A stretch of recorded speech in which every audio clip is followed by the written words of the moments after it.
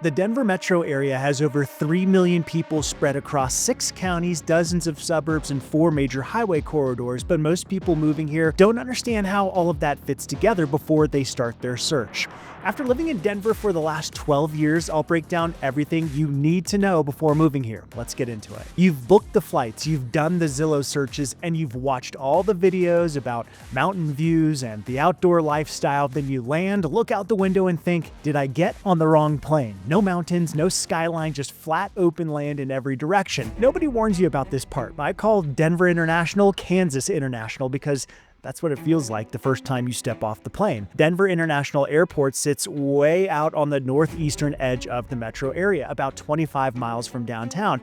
And what surrounds it is farmland, pretty much. That's it. Colorado is known for the Rockies, but Denver itself is flat. The city sits on a high plains and the mountains are off to the west. Then you land and drive into the city on I-70 westbound, around 35 minutes without traffic is where things start to come together. And by the time we get to the mountains, you'll see why that westward direction shapes where people choose to live. Stay tuned. The east side is wide open and flat. The further west you go, the more landscape starts to change. Once you understand that, everything else gets a lot easier to follow. That drive from the airport feeds into one of the main highways that runs through the entire metro. Knowing how those roads connect is the fastest way to build a mental map of Denver. If you're already thinking about making the move, whether you're coming from out of state, relocating for work, or just starting to take this seriously, feel free to reach out. My contact info is in the description below. Let's keep going. When it comes to getting around the metro area, you really need to know about 3 major highways. These 3 highways will get you to just about every part of town.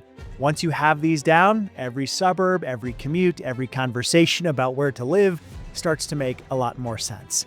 First, I-25 runs north and south. This is the spine of everything. Goes through the entire state. Southern suburbs, downtown Denver, northern suburbs, up to Fort Collins, down to Colorado Springs. It all follows I-25. A lot of daily life here revolves around that corridor, especially for commuters.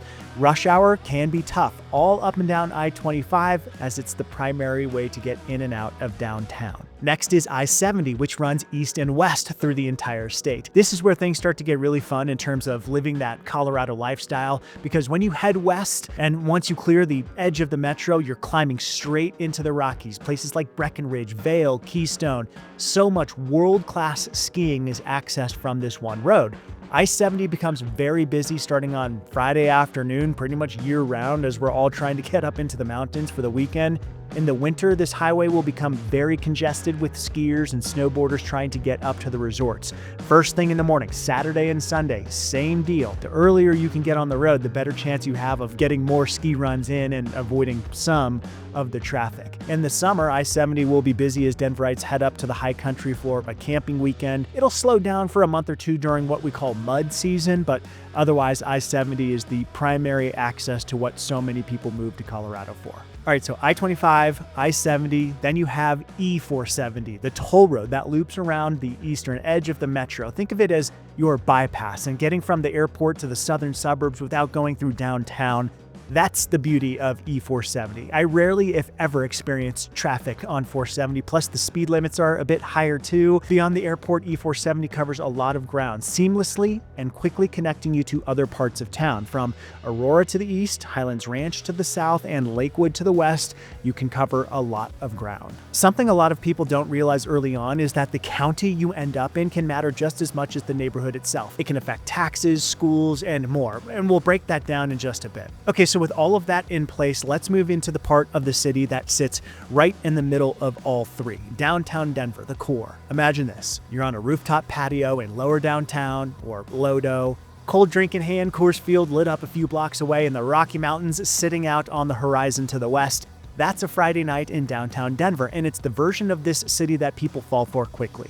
Union Station is right at the center of it. Built back in 1881, it's now one of the best gathering spots in the city. You've got hotels, restaurants, bars, retail, all inside this historic space that is Union Station. If someone's visiting and you've got one place to show them, this is typically the place to start. Right next door is Lodo, lower downtown Denver's oldest neighborhood, sitting alongside Coors Field, old brick warehouses turned into rooftop bars, walkable streets, local restaurants, real energy that you can feel as soon as you're there. And then just across the Highland Bridge, you arrive in the very popular Northwest Denver with some of the city's most popular neighborhoods. Here you have neighborhoods like Berkeley offering a mix of remodeled older homes and luxury new construction homes with walkability to local shops and restaurants on Tennyson Street, or there's Lower Highlands, aka Low High, which is a very trendy part of town with great nightlife and low-maintenance luxury townhomes. But go to east of downtown and you hit Capitol Hill. This area feels very dense and layered with historic homes, art galleries, and one of the highest walkability scores in the city.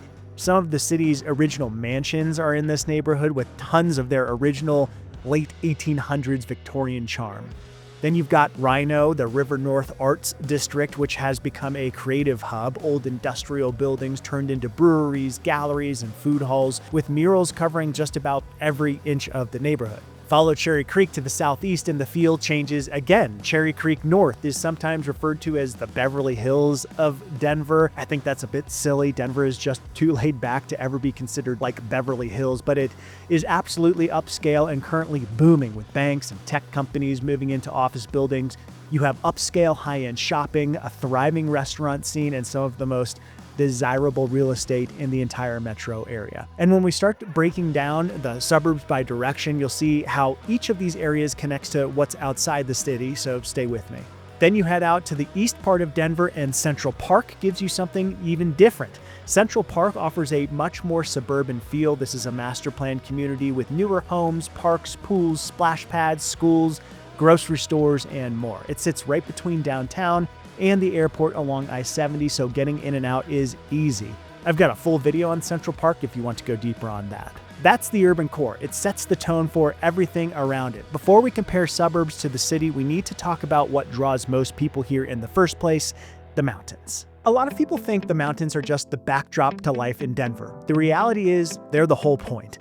Once you get past the west side of the metro on I-70, you're climbing into some of the most dramatic terrain in the entire country. It is literally breathtaking. The best part, many ski resorts are close enough for day trips from all of Denver. Loveland Ski Area, one of the smaller parks, but excellent skiing. It's about an hour to an hour and a half out, without traffic, of course. Breckenridge and Keystone, about an hour and a half to 2 hours away from Denver, and Vail sits closer to 2 hours, maybe 3 hours, depending on traffic. People here don't wait for vacations to use them. It's normal to leave after work and be on the slopes the next morning. That's just how life is structured here. But skiing is only part of it. Red Rocks Park and Amphitheater, you may have heard of it. It's about 15 miles southwest of downtown in Morrison. Around 9,000 seats are set between massive sandstone formations. I am extremely biased, but I think it is one of, if not the best place in the country to see a show. The acoustics are actually incredible between the Red Rocks. Artists talk about it like it's one of the best venues in the country. And by the way, Red Rocks Amphitheater is a public park, so when there's not a show, you can get a workout on the staircase, or there are hiking trails all around the amphitheater too, and people use them year-round. Living in Denver means you get access to that anytime. Also, I know I've mentioned skiing a ton, but the mountains are a year-round attraction. Rocky Mountain National Park is about an hour and a half to the northwest. Lots of families plan their trip to the park ahead of time, as passes and camping permits will sell out ahead of summer, but there's plenty more to explore with some incredible hiking, biking, fishing, and more all across the gorgeous mountain range. For a lot of locals, those are weekend plans, not some once-a-year trip. Now, if you don't want to drive a couple of hours, no problem. Chatfield State Park is about 22 miles from downtown if you want boating, camping, or trails. And Jefferson County, while covering quite a bit of suburban Denver, stretches into the foothills, and the county maintains a huge network of hiking and biking trails. You don't need to drive hours to get outside. A real mountain trail is about 30 minutes away from anywhere in the metro area. Now, Denver sits at 5,280 feet, a mile high, and the ski towns are even higher. If you're coming from sea level, give your body a couple of weeks to adjust. Drink more water than you think you need. That hit me harder than I thought it would when I first moved here. Take your first hikes a little slower than you usually would and go easy on alcohol at the start. It all evens out, but it's something you'll feel at first. Understanding which areas give you the best access to all of this starts with how the counties are laid out, and that's where we're headed next. Two homes just a few miles apart can land in different school districts with different taxes, different funding. A lot of people don't realize that until they're already deep into their search. Getting ahead of it now saves a lot of confusion later. Denver is its own city and county combined. When people say Denver County, they're talking about the core urban neighborhoods we covered earlier: Lodo, Lohi, Capitol Hill, Rhino, Wash Park, Park Hill, you name it. The boundaries stretch all the way east to the airport and loop north to include Central Park, which is why the map looks a little odd, but the heart of it is still those central neighborhoods. Head west and southwest and you're in Jefferson County, or Jeffco. This is the western edge of the metro: Golden, Lakewood, Arvada, Littleton. Jeffco Public Schools is the second largest district in Colorado and has a strong reputation across the board. Broomfield County is much smaller than all the other counties, but worth knowing. Nice housing and a growing tech corridor along US 36 toward Boulder. Lots of people like to live in Broomfield but not pay for Boulder, with companies like Oracle and Vail Resorts based there. Go north and northeast and you're in Adams County. Brighton and Thornton are the main areas. More affordable, a little more rural in feel the further east you go. Thornton, though, is still very much a suburban. It sits along I-25, so the commute can still make a ton of sense. This area is great for those wanting a single-family home that's in good condition in the $400,000 to $600,000 range, much more affordable, of course, than the city and county of Denver. Then to the south of Denver is Arapahoe County. That covers Englewood, Centennial, parts of Littleton, and Aurora. That's where you'll find the Cherry Creek School District, highly desirable. And going further south past E470, you get into Douglas County, Highlands Ranch, Parker, Castle Rock, Castle Pines. Newer communities, larger homes, very family-focused. Douglas County Schools also ranks amongst the highest in the state. The county map is your foundation. Now that we covered the counties, let's talk about how that plays out on the ground, because the differences between the south, central, west, and east are more noticeable than most people expect. Whether you're moving with a family or coming out here on your own, you'll want to see a few different suburbs before making any decisions about where to live. So let's start with the southern suburbs. That's along I-25, directly south of Denver. The I-25 South Corridor is clean, established, and built in a way that makes settling into a new city feel a lot easier, with easy access to everything you need. Centennial, for example, sits about 30 minutes from downtown near the Denver Tech Center. This is actually where I live. I enjoy its close proximity to downtown while still giving my family the suburban feel. Many communities in Centennial were built in the 70s, so you have a ton of mature trees, but it doesn't feel outdated, as families love updating these well-built homes, and the neighborhoods themselves are very well maintained. Many have parks and pools. Centennial covers the Cherry Creek School District, drawing lots of families to the area. The median home price here is about $700K. Moving further south to the very popular Highlands Ranch, one of the most well-known master plan communities in the metro area. It is big, very family-oriented, full of trails and rec centers, and the infrastructure is hard to beat. Largely built out in the 90s, it offers more modern floor plans in a variety of sizes. There's also a section of Highlands Ranch called Backcountry that backs to massive open space with homes in a much higher price range and a more private feel. Fantastic amenities up there. It's a very popular luxury neighborhood. And head a little further and you hit Parker, sitting southeast of Highlands Ranch, east of I-25. It works well for people commuting into the city a few times a week. You're getting a little far for a daily commute to downtown, though plenty do that. It's a fairly easy commute to the Denver Tech Center, though. Plenty of people commuting there. Lots of new construction or homes that are just a few years old here. Good bang for your buck in Parker in the $600,000 range, but there are some luxury options, including parts of town like Pradera or the Colorado Golf Club. Fantastic luxury real estate on the outskirts of Parker that can easily run a couple $1,000,000. So you get that master plan setup in Parker, but there's also a Main Street area with local spots, live music, more personality. Furthest south in the Denver metro area is Castle Rock. Seemingly in its own world, the downtown has real character, good restaurants, local shops, and a scene that just keeps getting better down there. Castle Rock is growing fast with a ton of new construction homes recently completed and more on the way. Again, lots of value here. You can get 3,000 plus square feet for around $600K. And nearby, Castle Pines Village sits in a higher price tier with golf, privacy, and a more luxurious feel while still being within reach of the city. Prices start around $1.5 million but can climb up to $7 million. It's one of my favorite communities with tall pine trees giving it a forest feel and some of the best amenities of any community in the Front Range. There's also parts of Castle Pines outside of Castle Pines Village that offer more affordable options. Moving into the Central Ring, these are the inner suburbs just outside Denver that still feel connected to it. Littleton sits on the west side of I-25 and commands Southwest Metro Denver. It's big with several phases of development over the last 100 years. You have new construction build out in the far southwest, south of Chatfield Reservoir with great mountain views. You have a variety of home types down there and sizes from $600K up to $1.5 million. Now, as you go north of Chatfield Reservoir, you have a more mature suburban feel in popular neighborhoods like Ken Carroll.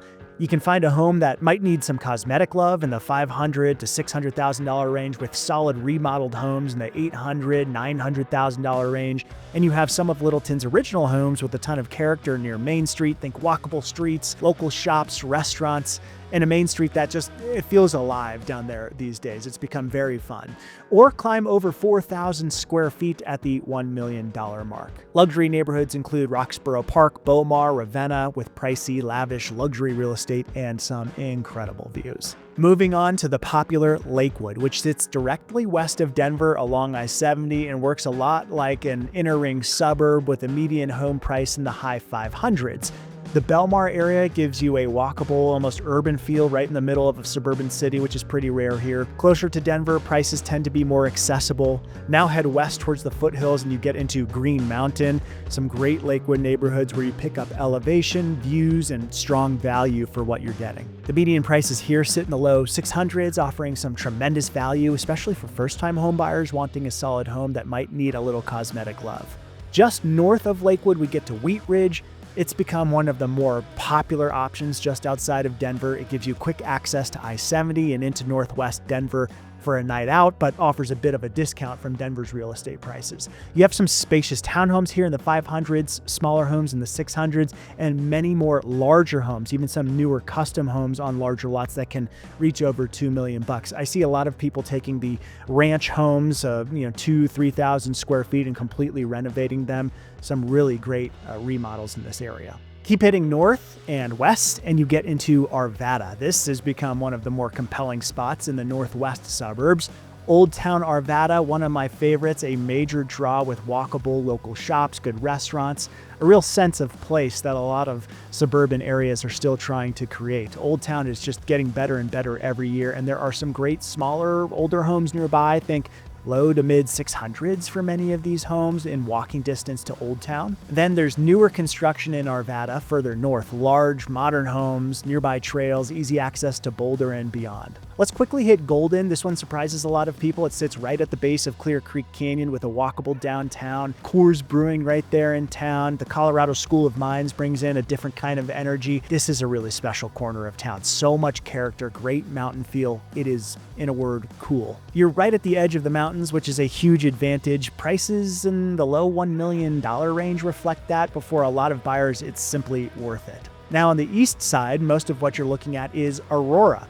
And this is where things get more nuanced than people expect. Aurora is one of the largest cities in Colorado by land size. As you move into the southeast side near E470, it starts to feel more suburban. Golf courses, established neighborhoods, more affordability compared to similar homes on the west or south side. The trade-off, of course, down there is distance. Getting into downtown without traffic can still take close to an hour.